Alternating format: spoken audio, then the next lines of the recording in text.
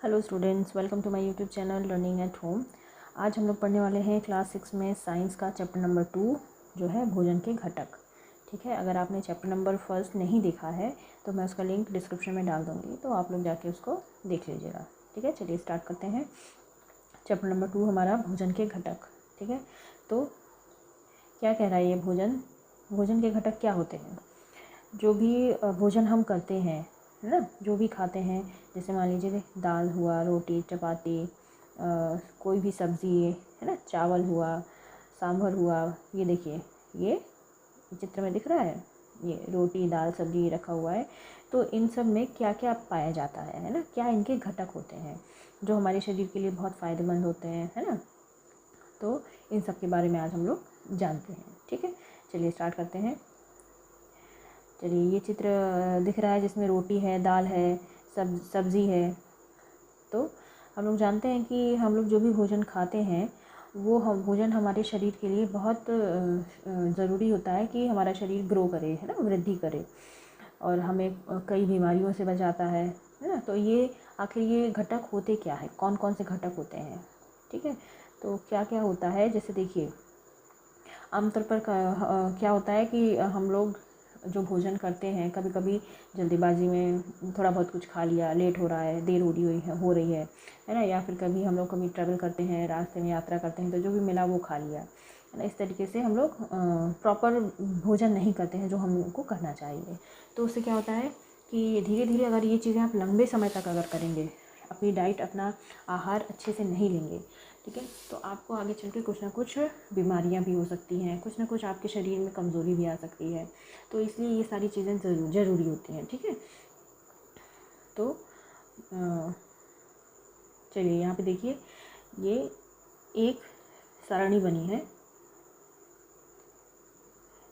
ये इसमें दिखाया गया है कि हर क्षेत्र या राज्य में अलग अलग तरह का भोजन खाया जाता है ना, फेमस होता है। जैसे कि अगर पंजाब की बात की जाए तो देखिए, पंजाब में मक्के की रोटी, राजमा, सरसों का साग, है ना, ये सब खाया जाता है, और दही घी बहुत खाया जाता है। अगर हम आंध्र प्रदेश की बात की जाए तो आंध्र प्रदेश के लोग क्या चावल खाना ज़्यादा पसंद करते हैं, है ना। और ये रसम करके एक चीज़ बनती है इनकी, रसम, अरहर की दाल बनती है, रसम होती है, वो ये लोग ज़्यादा खाते हैं। कुंदरू सब्जी में आ जाए तो कुंदरू खाते हैं, है ना। मट्ठा, घी, अचार, ये सब ये लोग पसंद करते हैं। तो ये हो गया। अब हर तरह का जो भी अलग अलग राज्य होता है उसमें अलग अलग तरह का भोजन सब लोग खाना पसंद करते हैं, है ना। तो ये जो भोजन है, ये भोजन हमको कहाँ से मिलता है, ये तो हमने पढ़ा था लास्ट चैप्टर में, है ना। ये भोजन जो मिलता है वो दो स्रोत होते हैं, या तो वो पेड़ पौधों से मिल रहा है या फिर हमें जंतुओं से मिल रहा है ना। ये हुआ। तो जैसे कि अगर हम लोग कोई सब्ज़ी बनाते हैं, है ना, तो कच्ची सब्ज़ी बनाते हैं, जैसे लौकी हुआ, कद्दू हुआ, है ना। तो ये सारी चीज़ें, ये सब्जियां जो होती हैं, या भी जो भी कच्ची सामग्री होती है, ये क्या हमारे शरीर के लिए बहुत फ़ायदेमंद होती है। क्यों? क्योंकि इनमें ना बहुत सारे घटक होते हैं, बहुत सारे कंपोनेंट्स होते हैं जो हमारी बॉडी में जाकर हमको बहुत इम्प्रूव करते हैं हमारी बॉडी को, है ना। जैसे कि ये पोषक तत्व कहलाते हैं। ये पोषक तत्व क्या होते हैं? कार्बोहाइड्रेट होते हैं, प्रोटीन होता है, वसा होता है ना। देखिए ये देखिए, कार्बोहाइड्रेट, प्रोटीन, वसा, विटामिन तथा खनिज लवण होते हैं, है ना। इसके अतिरिक्त हमारे शरीर में जल होता है ना, जल की भी मात्रा होती है। तो ये सारे तत्व होते हैं। चलिए अब देखते हैं आगे। अच्छा, ये हमको पता कैसे चलेगा कि किस भोजन में कार्बोहाइड्रेट की मात्रा ज़्यादा है, या किस भोजन में प्रोटीन की मात्रा ज़्यादा है, या किस में वसा की मात्रा ज़्यादा है? कैसे पता चलेगा?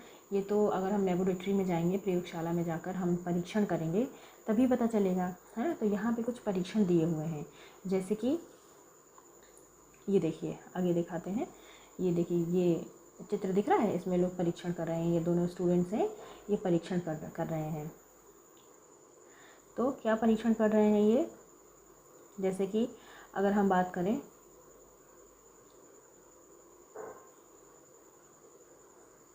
मंड का परीक्षण, मंड यानी कि स्टार्च का परीक्षण कैसे होगा? किसी भी किसी भी भोज्य पदार्थ में मंड की उपस्थिति कैसे पता करेंगे? तो देखिए, हम क्या करेंगे कि कोई भी जो भी खाद्य सामग्री जिसका हमें परीक्षण करना है वो खाद्य सामग्री लेंगे और उसमें तनु आयोडीन विलयन की 2 या 3 बूंदें डालेंगे। ठीक है, ये देखिए, तनु आयोडीन विलयन की 2 या 3 बूंदें डालेंगे। खाद्य पदार्थ के रंग में परिवर्तन होगा। ये परिवर्तन कैसे होगा? या तो ये नीला होगा या काला होगा। ठीक है, यह नीला या काला रंग मंड की उपस्थिति को दर्शाता है। ठीक है, अगर वो विलयन काला हो गया या नीला हो गया आयोडीन की मात्रा डालने पर, तो क्या उससे पता चलता है कि इसमें मंड की उपस्थिति है। ठीक है, चलिए ये हो गया। ये आगे और परीक्षण देखते हैं हम। प्रोटीन के परीक्षण कैसे करेंगे? प्रोटीन का परीक्षण हम करेंगे कि खाद्य पदार्थ की थोड़ी सी मात्रा लेंगे। ठीक है, उसके बाद क्या करेंगे, अगर पदार्थ ठोस में है तो उसको पहले पेस्ट अथवा चूर्ण बना लेंगे। ठीक है, पेस्ट, 1 मिनट रुकिए, थोड़ा हम इसका साइज़ थोड़ा कम कर दें। चलिए, पेस्ट जो है उसको चूर्ण बना लेंगे, मसल देंगे। ठीक है, आप क्या करेंगे, उसमें 10 बूंद जल डालकर उसे अच्छी तरह हिलाएंगे। ठीक है, आप ड्रॉपर की सहायता से परख नली में 2 बूंद कॉपर सल्फेट विलयन लेंगे। ठीक है, क्या लेना है हमें? कॉपर सल्फेट का विलयन। ठीक है, एक परख नली में 2 बूंद कॉपर सल्फेट का विलयन लेंगे और 10 बूंद कास्टिक सोडा का विलयन लेंगे। आप उसे अच्छी तरह हिलाकर कुछ मिनट के लिए परख नली को रख देंगे। ठीक है, अब क्या देखते हैं हम? क्या देखते हैं कि ये जो विलयन था, क्या ये बैंगनी रंग का हुआ है? अगर हाँ, तो बैंगनी रंग क्या दिखाता है? कि प्रोटीन उपस्थित है, खाद्य पदार्थ में प्रोटीन उपस्थित है। ठीक है, अब इसी तरह आप दूसरे खाद्य पदार्थ के साथ भी दोहरा सकते हैं। ठीक है, 2 परीक्षण हो गए। तीसरा परीक्षण हुआ हमारा वसा का। वसा का परीक्षण हम कैसे करेंगे? वसा के परीक्षण के लिए हम क्या करेंगे, एक कागज़ का टुकड़ा लेंगे। ठीक है, वसा के परीक्षण के लिए क्या, हम कागज़ का एक टुकड़ा लेंगे और उसमें पदार्थ जो भी हमें परीक्षण करना है जिसका, वो रख देंगे और उसकी मात्रा मतलब पदार्थ रखने के बाद कागज़ के टुकड़े में लपेटकर उसको कूटेंगे, किसी की भी सहायता से उसको कूटेंगे। ठीक है, अब क्या करेंगे, कूटने के बाद हमको क्या देखना है कि क्या जो कागज़ है उसमें तेल के धब्बे हैं। अगर हाँ, अगर कागज़ में तेल के धब्बे लगे हैं तो इसका मतलब है हाँ कि वो वसा है, उसमें उपस्थित है। वसा क्या है? तेल, घी, यही तो होता है वसा। अगर तेल के धब्बे लगे हैं तो हमें पता चल जाएगा कि हाँ इसमें वसा है। ठीक है, ये हुआ। और ठीक है, ये हो गए हमारे 3 परीक्षण। ठीक है, अब क्या, ये कुछ एक लिस्ट बनी हुई है खाद्य पदार्थों की, तो ज़रा इसमें आप लोग खुद घर पर अपना टेस्ट करिएगा, जो हो पाएगा पॉसिबल, कि मूंगफली में क्या मंड उपस्थित है या प्रोटीन उपस्थित है या वसा उपस्थित है। इसी तरह और भी पूरी लिस्ट दी रखी है, कच्चे आलू की, दूध, मूंगफली, है ना, बिना पका चावल, पका हुआ चावल, सूखा नारियल। तो ये आप लोग टेस्ट करके देखिएगा। ठीक है, चलिए आगे दिखाते हैं, आगे बढ़ते हैं हम। तो हमने क्या देखा कि 3 पोषक तत्व कौन कौन से? कार्बोहाइड्रेट, प्रोटीन तथा वसा। ठीक है, ये क्या है, हमने परीक्षण किया है इनका, और ये हमारी खाने में, डाइट में, आहार में शामिल होने ही चाहिए। ठीक है, चलिए,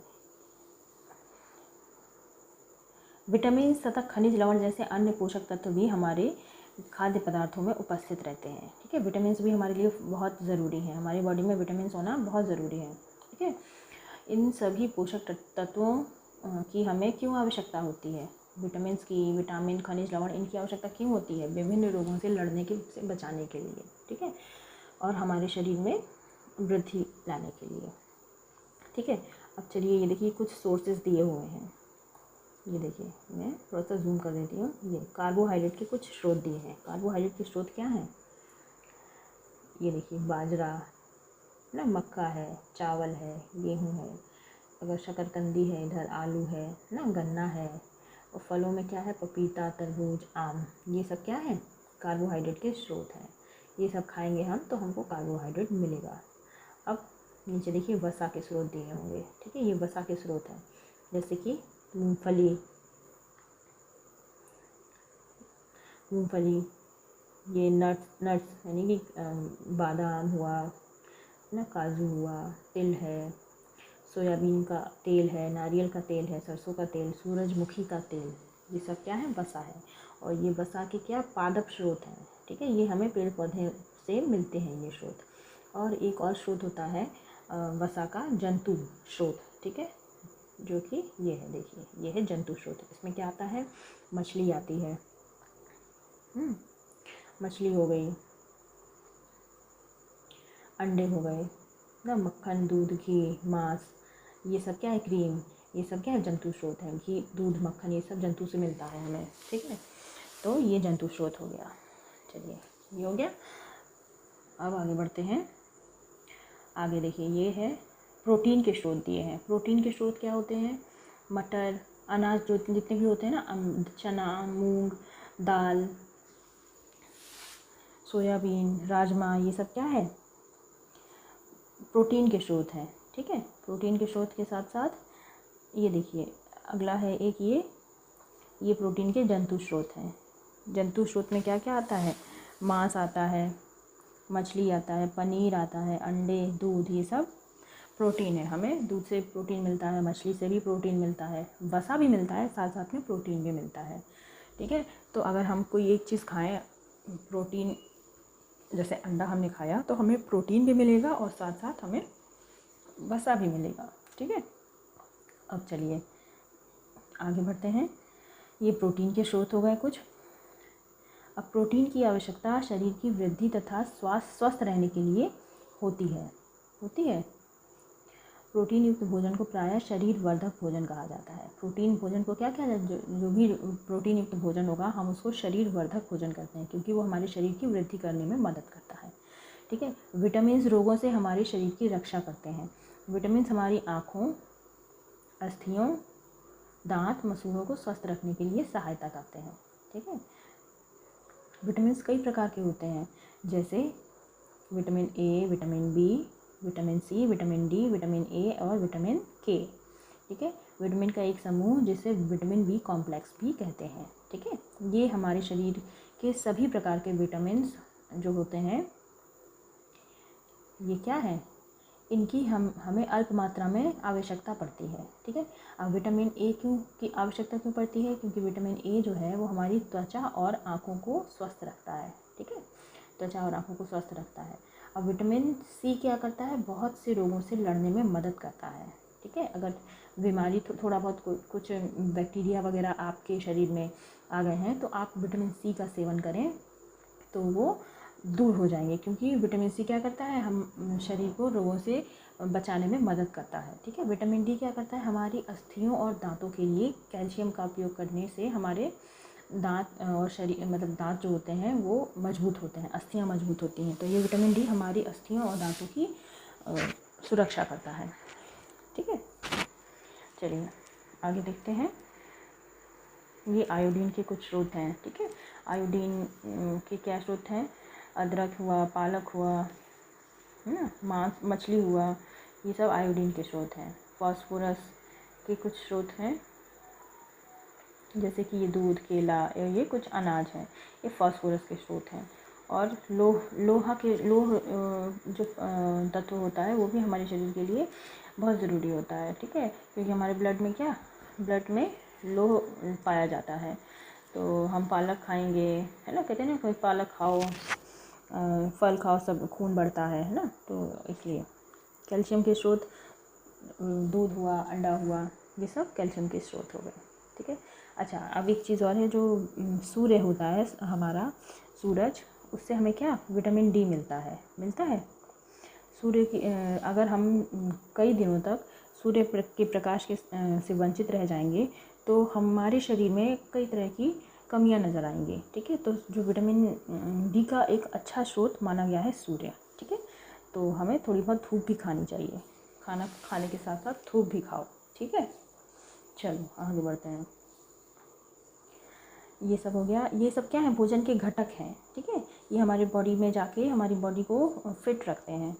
तो आपने देखा होगा कि जो कुछ आहारी रेशे जो होते हैं, है ना, वो रेशे बहुत ज़रूरी होते हैं। जैसे दाल हमारे खाने के लिए, मतलब रुक्षांश की पूर्ति मुख्यतः पादप उत्पाद से होती है, ठीक है।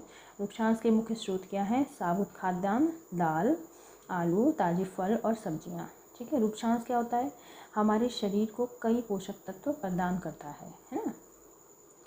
फिर भी यह हमारे भोजन का आवश्यक अवयव होता है और उसका आयतन बढ़ा देते हैं, ठीक है। रूक्षांश बिना पचे भोजन को बाहर निकालने में हमारे शरीर की मदद करता है, ठीक है। ये हो गया। चलिए आगे बढ़ते हैं। जल जो क्या होता है, भोजन में उपस्थित पोषकों को अवशोषित करने में मदद करता है और जो अपशिष्ट पदार्थ होते हैं जैसे कि मूत्र तथा पसीने को शरीर से बाहर निकालने में मदद करता है, ठीक है। पानी पीते रहना चाहिए इसलिए। और सामान्यतः हमारे शरीर को कितने जल की आवश्यकता होती है?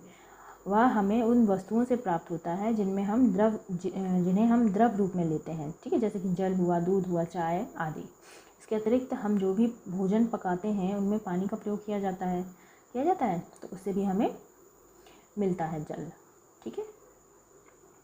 चलिए अब हम बात करते हैं संतुलित आहार की, बैलेंस डाइट। हमें कैसा आहार लेना चाहिए? संतुलित आहार लेना चाहिए। ऐसा नहीं है कि अगर आपको कोई एक चीज़ पसंद है, मान लीजिए आलू की सब्ज़ी पसंद है तो आप बस आलू की सब्ज़ी ही खाते रहें, है ना। ऐसा नहीं होना चाहिए। अगर आप लंबे समय तक ऐसा करेंगे तो कुछ ना कुछ आपके शरीर में कमी आ जाएगी, ठीक है। तो हमें क्या करना चाहिए? प्रॉपर डाइट लेनी चाहिए, संतुलित आहार लेना चाहिए, ठीक है। तो संतुलित आहार में क्या होता है, एक हर व्यक्ति के लिए संतुलित आहार निर्धारित रहता है कि उसको कितने ग्राम ये प्रोटीन चाहिए, कितना कार्बोहाइड्रेट चाहिए, ये सारा एक निश्चित होता है, ठीक है। हमें उसी आधार पर अपनी डाइट लेनी चाहिए, ठीक है। तो ये सब डिपेंड करता है कि आप कितने उम्र है आपकी और आप कितना मेहनत करते हो, है ना। इस आधार पे आपको अपनी डाइट लेनी चाहिए और अपनी डाइट में सब कुछ शामिल करना चाहिए। केला है, पालक है, सत्तू, गुड़, भोजन, ये सब्जियों में आ गया, हर तरह की सब्जियां लेनी चाहिए, हरी सब्जियां भी लेनी चाहिए, बहुत फ़ायदा करती हैं ना। हरी सब्जियों से क्या, खून बढ़ता है, हमारा हीमोग्लोबिन बढ़ता है। मूंगफली, सोयाबीन, अंकुरित बीज, ये सारी चीज़ें हमें अपनी डाइट में शामिल करनी चाहिए, ठीक है। चलिए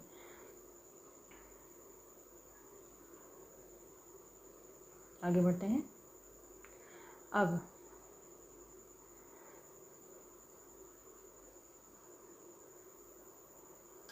अच्छा, कुछ ऐसे विटामिन्स होते हैं जो आसानी से नष्ट हो जाते हैं गर्म करने से। जैसे विटामिन सी है हमारा, विटामिन सी को अगर हम गर्म करेंगे, है ना, तो वो नष्ट हो जाएगा विटामिन सी। तो हमें क्या, विटामिन सी वाली चीज़ें जो होती हैं उनको पकाना नहीं चाहिए, ठीक है। विटामिन सी किस में होता है? खट्टी चीज़ें, जैसे कि नींबू हुआ। तो नींबू क्या, जैसे अगर हम किसी सब्ज़ी में नींबू डालते हैं या फिर पोहा बनाए तो नींबू डालते हैं, तो क्यों गैस बंद कर लेते हैं? जब अपना जो पूरा सब्ज़ी बन जाती है हमारी या पोहा हमारा पूरा बन जाता है उसके बाद हम डालते हैं, क्यों? क्योंकि अगर गर्म में डाल देंगे तो वो उसके जो तत्व हैं विटामिन सी वो नष्ट हो जाएगा, ठीक है, इसलिए। चलिए आगे बढ़ते हैं। अगर हम इनका सेवन ना करें, जैसे प्रॉपर डाइट ना लें, कोई एक ही चीज़ जो हमें पसंद है हम वही खाते रहें, तो हमारे शरीर में क्या है, जैसे मान लीजिए आजकल जनरेशन ऐसी हो रही है कि जंक फूड की तरफ ज़्यादा अट्रैक्ट हो रही है ना। तो ये सारी चीज़ें हमारी बॉडी के लिए फ़ायदा तो नहीं करती हैं, लेकिन फिर भी लोग खा रहे हैं। तो मान लीजिए जैसे समोसा है, पूड़ी है, मलाई, रबड़ी, ये सब अगर आप ज़्यादा मात्रा में खाएँगे तो क्या होगा, आपकी बॉडी में ज़्यादा वसा पहुँचेगा, है ना। और ज़्यादा वसा पहुँचेगा तो क्या, निसंदेह आप मोटे होंगे, मोटापे का शिकार होंगे। देखिए ये मोटे हो गए अंकल, हो गए कि नहीं हो गए? हाँ, इनने खाए होंगे खूब मलाई, रबड़ी, पेड़े, तभी तो हमें ऐसा नहीं करना है ना। हमें बैलेंस डाइट अपनी लेनी है, ठीक है। अब चलिए हम बात करते हैं कुछ अभावजन्य रोगों के बारे में। क्या अभावजन्य रोग, ये क्या है? अगर हमारी बॉडी में किसी चीज़ की कमी हो जाती है, किसी भी एक प्रोटीन की, कार्बोहाइड्रेट की या विटामिन की, विटामिन ए, बी, सी में किसी की कमी हो जाती है तो हमें उससे क्या रोग होते हैं, तो चलिए हम लोग उस पर बात करते हैं, ठीक है। तो क्या कहते हैं ये कि अगर हमारे शरीर में प्रोटीन की मात्रा कम है या आप अपने भोजन में प्रोटीन की पर्याप्त मात्रा नहीं ले रहे हैं, देखिए ये पर्याप्त नहीं ले रहे हैं, तो हमें कुछ रोग हो सकते हैं, जैसे वृद्धि का अवरुद्ध होना, है ना, चेहरे पे सूजन आना, बालों का रंग उड़ना, त्वचा की बीमारियां होना, पेचिश होना आदि, ठीक है। ये हो गया, ये क्या है, प्रोटीन से होने वाले रोग हैं, प्रोटीन की कमी से होने वाले रोग हैं। यदि प्रोटीन तथा कार्बोहाइड्रेट दोनों ही किसी व्यक्ति के आहार में लंबे समय तक अनुपस्थित रहें तो उसकी वृद्धि पूरी तरह से अवरुद्ध हो जाएगी। ऐसा व्यक्ति बहुत ही दुबला पतला हो जाएगा, इतना दुबला पतला कि वो चलने में असमर्थ होगा। ठीक है, ये हुआ। ठीक है, तो हमें क्या करना है, बैलेंस डाइट अपनी लेनी है। चलिए, ये बहुत इम्पोर्टेंट है, चलिए इस पर ध्यान देते हैं। क्या है ये, विटामिन तथा खनिज लवण के अभाव में होने वाले रोग। ठीक है, अब अगर हमने विटामिन ए की कमी हो गई हमारे शरीर में तो हमें क्या विकार होगा, क्षीणता और दृष्टिहीनता, यानी कमज़ोर होंगे, दृष्टि अंधेरे में कम दिखाई पड़ेगा, कभी कभी तो पूरी तरह से दिखाई देना बंद हो जाएगा, रतौंधी जिसको कहते हैं। ठीक है, विटामिन B1 की कमी से बेरी रोग होता है। बेरी रोग में क्या होता है, दुर्बल मांसपेशियां तथा काम करने में ऊर्जा की कमी महसूस होती है। अब विटामिन सी की बात करें तो विटामिन सी से स्कर्वी रोग होता है। स्कर्वी रोग क्या, मसूड़ों से खून निकलना, घाव भरने में अधिक समय लगना, है ना, ये होता है। विटामिन डी की बात करें तो उससे रिकेट्स होता है। रिकेट्स क्या, विटामिन डी जो होता है बेसिकली हमारी हड्डियों को, अस्थियों को मजबूत बनाने में काम करता है। अगर हमें इसकी कमी हो जाएगी तो हमारी अस्थियां मुलायम होकर मुड़ जाएंगी। ठीक है, देखा होगा आपने, कभी कभी बच्चों में विटामिन डी की कमी हो जाती है तो उनके पैर टेढ़े हो जाते हैं, है ना, तो उनकी अस्थियां मुलायम होकर मुड़ जाती हैं, तो इसी को कहते हैं रिकेट्स। ठीक है, अगर कैल्शियम की कमी हुई, कैल्शियम क्या, अस्थियां मजबूत करता है और दांतों को मजबूत रखता है, तो इसकी कमी से क्या हो जाएगा, कमज़ोर अस्थियां हो जाएंगी और दांत हमारे जल्दी गिर जाएंगे, झड़ जाएंगे। आयोडीन की कमी से घेंगा रोग होता है, गर्दन की ग्रंथि का फूल जाना। ठीक है, और बच्चों में मानसिक विकलांगता आती है, तो इसलिए हमें आयोडीन खाना चाहिए प्रॉपर मात्रा में, एक लिमिटेड मात्रा में लेना चाहिए। लोह की कमी से क्या होता है, अरक्तता हो जाती है, एनीमिया हो जाता है। ठीक है, और कमज़ोरी महसूस होती है। तो ये हो गया विटामिन ए। ये आपको बहुत अच्छे से याद करना है कि विटामिन ए की कमी से कौन सा रोग होता है, विटामिन B1 की कमी से, सी की कमी से। ठीक है, ये एग्जाम्स में पूछा जाता है, तो इसको आपको बहुत अच्छे से याद रखना है। ठीक है, चलिए, ये तो हो गया हमारा पूरा चैप्टर। अब जल्दी से एक बार रिवाइज कर लेते हैं कि हमने क्या क्या पढ़ा। हमारे भोजन के मुख्य पोषक तत्वों में क्या है, कार्बोहाइड्रेट, प्रोटीन, वसा, विटामिन तथा खनिज लवण है। इसके अतिरिक्त भोजन में आहारी रेशे तथा जल भी होता है। कार्बोहाइड्रेट तथा वसा हमारे शरीर को मुख्य रूप से ऊर्जा प्रदान करता है। हाँ, ये बहुत इंपॉर्टेंट बात है, कार्बोहाइड्रेट और वसा क्या है, हमारे शरीर में ऊर्जा प्रदान करता है। प्रोटीन तथा खनिज लवण की आवश्यकता हमारे शरीर की वृद्धि तथा अनुरक्षण के लिए होती है। ठीक है, विटामिन हमारे शरीर को रोगों से बचाने में रक्षा करता है। विटामिन क्या करता है, शरीर को रोगों से बचाने में रक्षा करता है। संतुलित आहार में हमारे शरीर के लिए आवश्यक सभी पोषक तत्वों तथा पर्याप्त रूक्षांश तथा जल उचित मात्रा में उपस्थित रहते हैं। ठीक है, ये आ गया पॉइंट, समझ में आ गया ना। अगर कोई भी डाउट हो तो आप लोग कमेंट करके ज़रूर बताइएगा। हमारे आहार में लंबी अवधि तक एक अथवा एक से अधिक पोषक तत्वों की न्यूनता से विशिष्ट रोग तथा विकार उत्पन्न होते हैं। ठीक है, चलिए एक्सरसाइज देखते हैं। हमारे भोजन के मुख्य पोषक तत्वों के नाम बताइए। ठीक है, बताइए, आप लोग कमेंट करके बताइए कौन कौन से हैं। अभी पूरा चैप्टर मैंने पढ़ाया, उसमें सारा एक एक डिटेल में मैंने बताया है, तो आप लोग मुझे ज़रूर बताइए कमेंट करके कि क्या क्या पोषक तत्व होते हैं। आप बताइए, पोषक जो मुख्य रूप से हमारे शरीर को ऊर्जा देते हैं। ऊर्जा कौन देता है, कार्बोहाइड्रेट और वसा। ठीक है, पोषक जो हमारे शरीर की वृद्धि और अनुरक्षण के लिए आवश्यक होता है। प्रोटीन होता है ना, हमारी वृद्धि के लिए, अनुरक्षण के लिए आवश्यक होता है।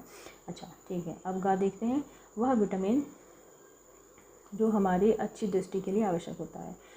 अच्छी दृष्टि के लिए विटामिन ए आवश्यक होता है। ठीक है, विटामिन ए की कमी से हमें रतौंधी हो जाती है और हमारी आंखों में प्रॉब्लम्स आ जाती हैं, तो हमें विटामिन ए की मात्रा लेनी चाहिए अच्छे से। वह खनिज जो अस्थियों के लिए आवश्यक है, अस्थियों के लिए विटामिन डी। ठीक है, चलिए आगे बढ़ते हैं। दो ऐसे खाद्य पदार्थों के नाम लिखिए जिनमें निम्न प्रचुर मात्रा में उपलब्ध होते हैं। अच्छा, वसा कोई भी दो ऐसे पदार्थ लिखिए जिनमें वसा होता हो, है ना। किसमें होता है वसा, देखिए मछली में भी होता है ना, तेल में भी होता है, अंडे में भी होता है। इसी तरह मंड यानी स्टार्च किस किस में होता है, चावल में होता है ना, रोटी में भी होता है। आहारी रेशे किस किस में होते हैं, हमें कमेंट करके ज़रूर बताइए। ठीक है, प्रोटीन की मात्रा किस में होती है, देखिए अनाज जो होता है, अनाज में भी होती है, जैसे कि दाल हुआ, है ना। प्रोटीन दूध में भी होता है। ठीक है, चलिए आगे बढ़ते हैं। आई होप समझ में आ रहा होगा आपको एक्सरसाइज। ठीक है, अब सही और गलत का निशान लगाना है। सही गलत का निशान क्या है, केवल चावल खाने से हम अपने शरीर की पोषक आवश्यकताओं को पूरा कर सकते हैं क्या, नहीं ना। केवल चावल खाने से कर सकते हैं? नहीं, बिल्कुल नहीं। संतुलित आहार खाकर अभावजन्य रोगों की रोकथाम की जा सकती है? बिल्कुल सही, की जा सकती है। शरीर के लिए संतुलित आहार में नाना प्रकार के खाद्य पदार्थ होने चाहिए? हाँ, होने चाहिए। शरीर को सभी पोषक तत्व उपलब्ध कराने के लिए केवल मांस पर्याप्त है? नहीं, ये गलत हो गया। ठीक है, चलिए ये हो गया। आगे रिक्त स्थानों की पूर्ति करते हैं। Question number 5 dash vitamin D के अभाव से होता है। विटामिन डी के अभाव से क्या होता है? रिकेट्स होता है। चलिए, किसकी कमी से बेरी नामक रोग होता है? बेरी रोग जो होता है वो विटामिन B1 की कमी से होता है। ठीक है, विटामिन सी की कमी से क्या होता है? इसके अभाव से कौन सा रोग होता है? स्कर्वी होता है विटामिन सी की कमी से। हमारे भोजन में, अगला है, हमारे भोजन में डैश के अभाव से रतौंधी होती है? विटामिन ए के अभाव से। ठीक है, विटामिन ए की कमी से हमें रतौंधी होती है। ठीक है, ये हो गया हमारा चैप्टर कंप्लीट। चलिए, आई होप आपको चैप्टर समझ में आया होगा। अगर कोई भी डाउट हो तो मुझे कमेंट बॉक्स में बताइए। मेरा वीडियो कैसा लगा मुझे ज़रूर कमेंट करके बताइए। मिलते हैं नेक्स्ट वीडियो में। Thank you.